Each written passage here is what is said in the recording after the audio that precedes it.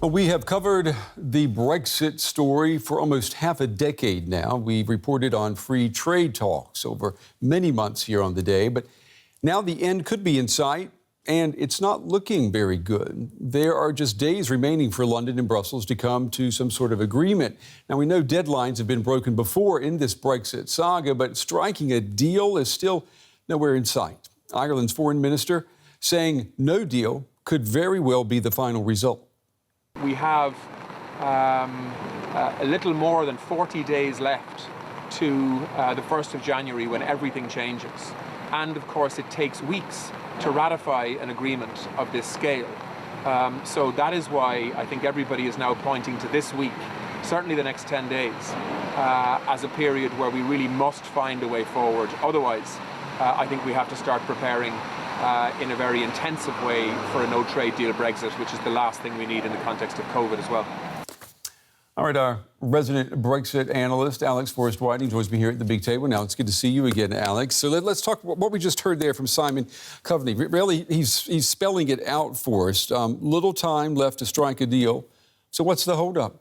Well, there are some main sticking points, and the first one is the whole issue of fish and fisheries, because the UK wants to take back control of UK waters. Now, this is not an economic reason, because this is worth about 0.04% of the British economy of GDP. Tiny.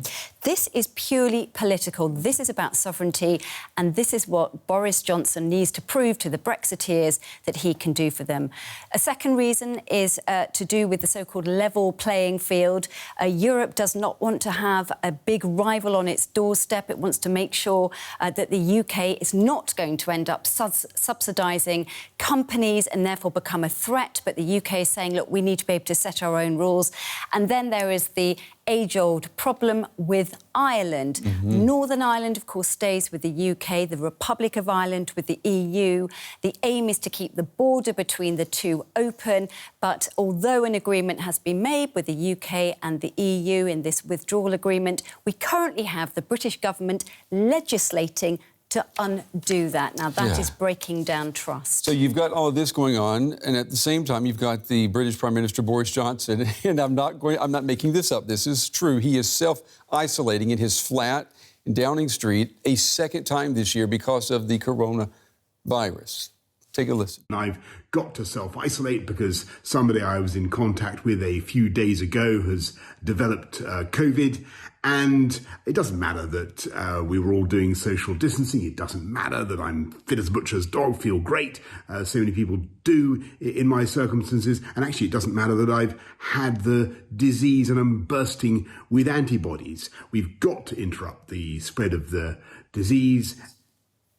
He's bursting with antibodies. I mean, that's Boris Johnson for you right there. I mean, this is not good timing for him. I mean, we don't want to laugh at him, but it's not great timing for the Prime Minister, is it? No, it's not great timing. As you say, it's the second time he's had to self-isolate. The first time, of course, he actually got COVID-19 and ended up in intensive care in hospital, was very, very ill.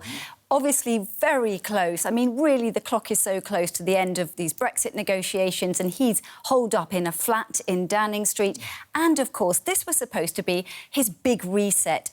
There have been these complete extraordinary shenanigans going on in Downing Street over the past few days, pitting the ultra Brexiteers against the Brexiteers who aren't quite so ultra, including his own fiancée. So what we have seen is the man who has been at the side of Boris Johnson since 2016, Dominic Cummings, publicly walking out of number 10 Downing Street, carrying a box and leaving.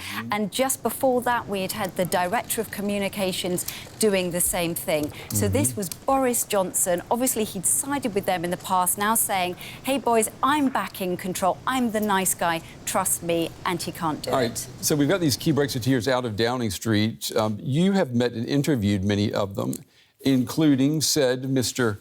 Cummings, and I understand that was not a very pleasant encounter, was it? No, it wasn't. I wasn't interviewing him. I was interviewing his then boss, another Brexiteer, Michael Gove. Oh, yes. Michael Gove didn't like the questions. He walked off. 3 men appeared at my side. 2 of them I knew. One of them I didn't. It was Dominic Cummings, who swore at me using the F word and calling me various things. But I'm not alone. It turns out that many, many people have experienced this, not just journalists, but even Conservative MPs. And I think many had had enough, said to Boris Johnson, he's got to go. And finally, he decided, yes, he's off. Especially considering he's not a member of the Conservative Party. Could the UK be closer to securing this elusive Brexit deal with the EU? I mean, the clock is ticking. Well, some think now that because Dominic Cummings and others have gone, yes, plus with Joe Biden in the White House in just a couple of months' time, things could be looking good for that. But what does Boris Johnson want? And we still don't know the answer to that. He must know that business is going to suffer, the economy will suffer if there is not a deal secured with the EU. On the other hand, he's got to keep those Brexiteers happy. He now has time isolating in Downing Street to make up his mind. Yeah, plenty of time to think about what he's done and what he may or may not do. Alex Forrest-Whiting, our Brexit analyst with the inside story. Thank you, Alex.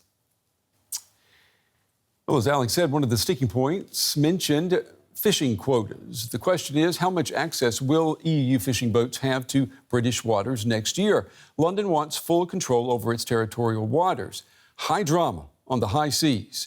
DW's Georg Mattes and Barbara Vaso report now from a seaside village in France where Brexit has residents bracing for some choppy waters. Fresh fish from the English Channel. Jean-Pierre Sagot unloads his latest catch in Boulogne-sur-Mer. His son Sébastien has been pitching in since he was a teenager. The Tiger 3 is a family fishing business in its third generation. It was grandfather Sagot who began fishing in UK waters.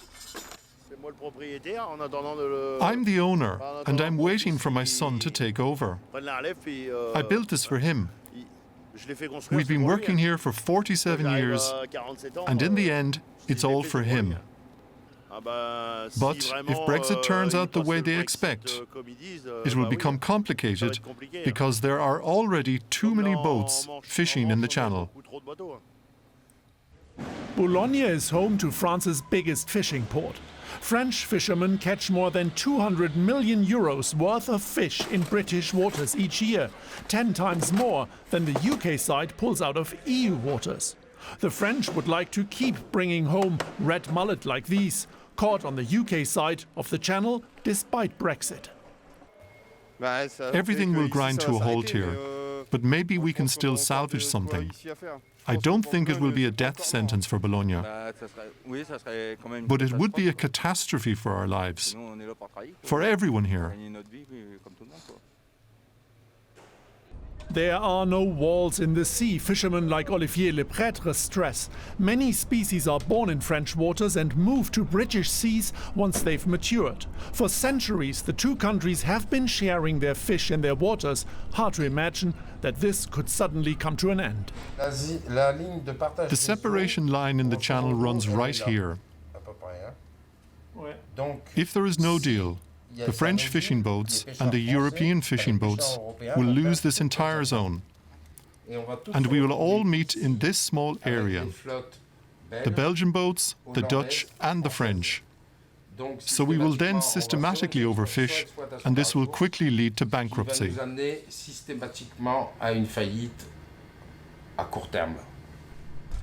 That also holds true for bigger boats.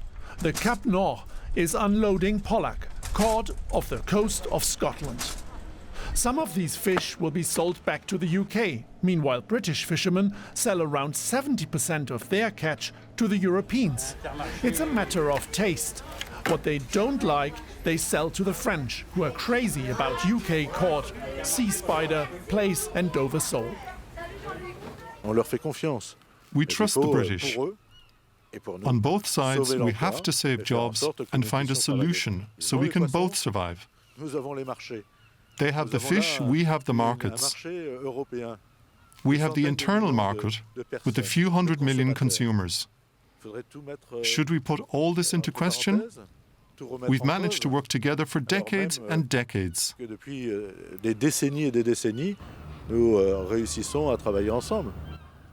In Boulogne-sur-Mer, 5,000 jobs depend on the fishing industry. If there is no Brexit free trade deal, the town's future is at stake, and small operations like Jean-Pierre's would be fighting for survival. After a quick break in the harbour, he's heading back out into the Channel. UK waters are only 40 minutes away. But politically, Britain and the EU remain oceans apart.